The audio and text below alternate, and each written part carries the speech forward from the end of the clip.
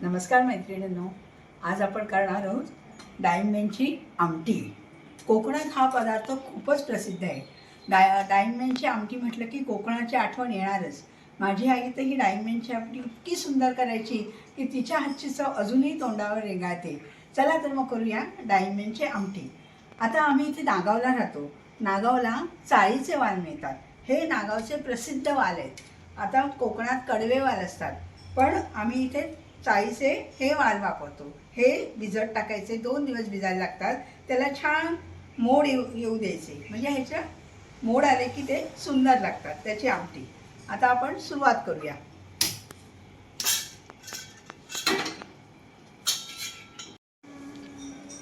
डाळिंब्या 3 वाट्या, नारळ, कोथिंबीर, गूळ, कढीपत्ता, आमसूल, मीठ, जिरं, मोहरी, तिखट, हळद, हिंग आणि हा गोडा मसाला। आता पातेला तापत ठेवलेलं आहे, त्याच्यात मी 2 निवल्या तेल घातलेलं आहे। तेल घातल्यानंतर त्यामध्ये नेहमीप्रमाणे आपण फोडणी करून घेऊया।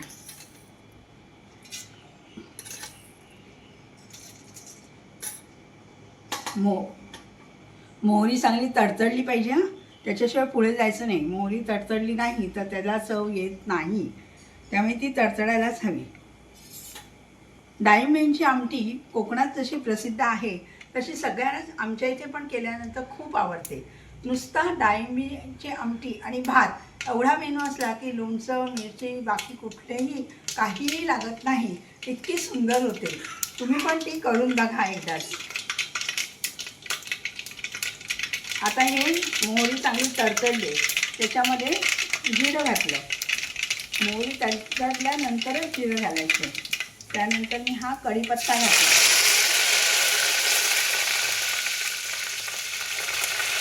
कढीपत्ता घालून झाल्यावर हिंग घालायचा। हिंग व्यवस्थित घालायचं, कारण हिंगाचा वास छान येतो ह्या आमटीला, त्यामुळे हिंग व्यवस्थित घालायचं। त्यानंतर ह्याच्यात थोडी हळद घातली। हळद घातल्यानंतर या डाळिंब्या आहेत या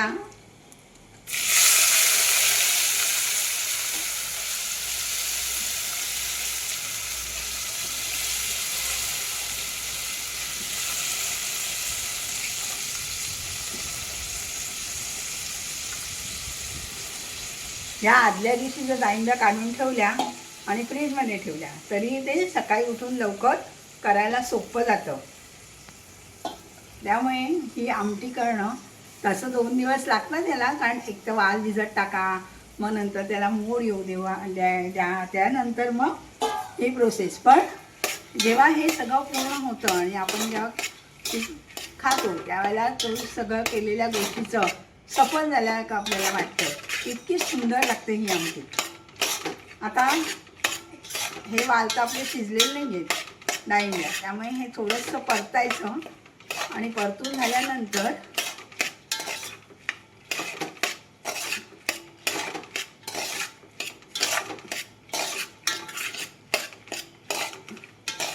त्याला एक छान वाफ येऊ द्यायची। ते शिजायला लागतं आणि ते शिजल्यानंतर पुढचं थोडंसं त्या डाळिंब्या मोडून घ्यायच्या। मोडून घेतलं की काय होतं की थोडी आमटी एकजीव होते। पण आधी त्या शिजू देत थोडा वेळ, त्याच्यावर झाकण टाकूया आपण आणि शिजवून घेऊया। हे बघा, आता चांगली वाफ काढलेली आहे आपण, ह्याला छान वाफ आलेली आहे। वाफ आले की नाही हे बघायचं असेल तर एखादा दाणा घ्यायचा आणि असा थोडा दाबून बघायचा। तो दाबून बघितला आणि तो दाबला गेला तरच ते झाले, नाही अजून एक वाफ काढायला आपल्याला हवी। हे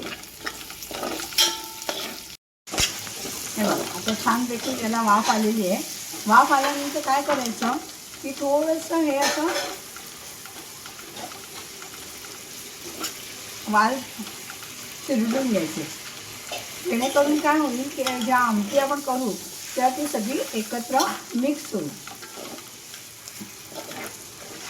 घेतलेलं आहे आपण सगळं करून. आणि आता ह्याच्यामध्ये हा नारळ घातला, कोथिंबीर घातली, ही आमसुलं घातली. कोकणातला हा पदार्थ आहे, त्याच्यामुळे इथे आमसुलांचं पीक आहे, त्यामुळे चिंच न घालता मी इथे आमसुलच घालते. त्यानंतर मीठ घातलं. मीठ आपल्या आवडीनुसार चवीनुसार घाला. तिखटही आपल्या आवडीनुसार घाला.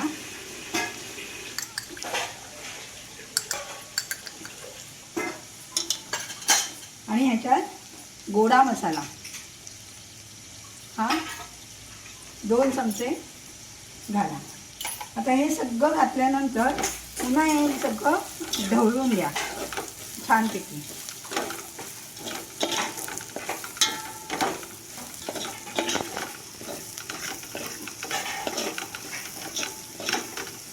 आणि ह्याच्यात चांगले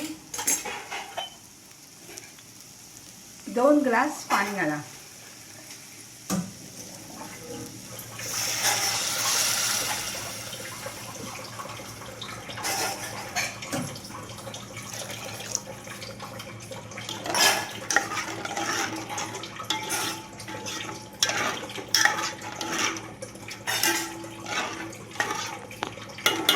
पाणी घातल्यानंतर थोडं जास्त जाडसर वाटलं तर अजून थोडं पाणी वाढवा, कारण की आमटीच व्हायला पाहिजे ना आपल्याला म्हणून. आणि हे झाल्यानंतर पुन्हा वाफ काढायला ठेवून द्या. हे बघा आता आमटी होत आलेली आहे. त्याला अजून एक वाफ येईपर्यंत मी तुम्हाला एक आमचा किस्सा सांगते आमच्या आईचा.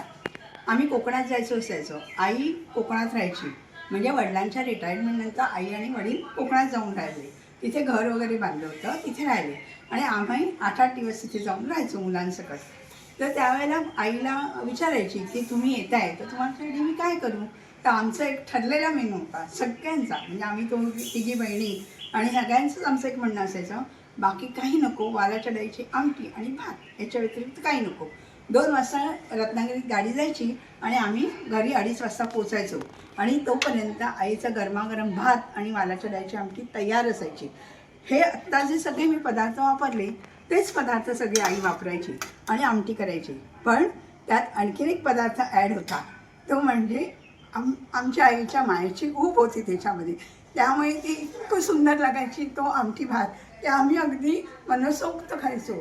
त्यामुळे पहिल्या दिवशी आईला आम्ही कायम सांगायचो, रत्नागिरीत आम्ही आलो की पहिल्या दिवशी डाळिंब्यांची आमटी आणि भात हा मेनू ठरलेला होता. आणि डाळिंब्यांची आमटी झालेली आहे. पण आता आपण दाखवायची म्हटली तर हल्लीच्या नवीन पद्धतीप्रमाणे गार्निश करून दाखवायला लागते. चल तर मग आपण गार्निश करून दाखवूया. याच्यासाठी मी हा एक बाउल घेतलेला आहे, त्याच्यात ही आमटी आपण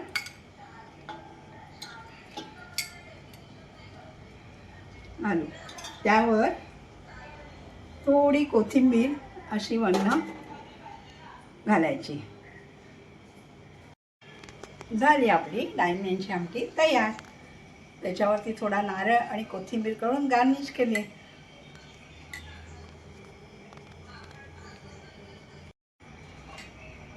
आवडली का तुम्हाला ही डाळिंब्यांची आमटी? आवडली असेल तर नक्की लाईक करा, शेअर करा, सबस्क्राईब करा माझ्या चॅनलला, म्हणजे मला अजून वेगवेगळ्या रेसिपी टाकायला हुरूप येईल. धन्यवाद.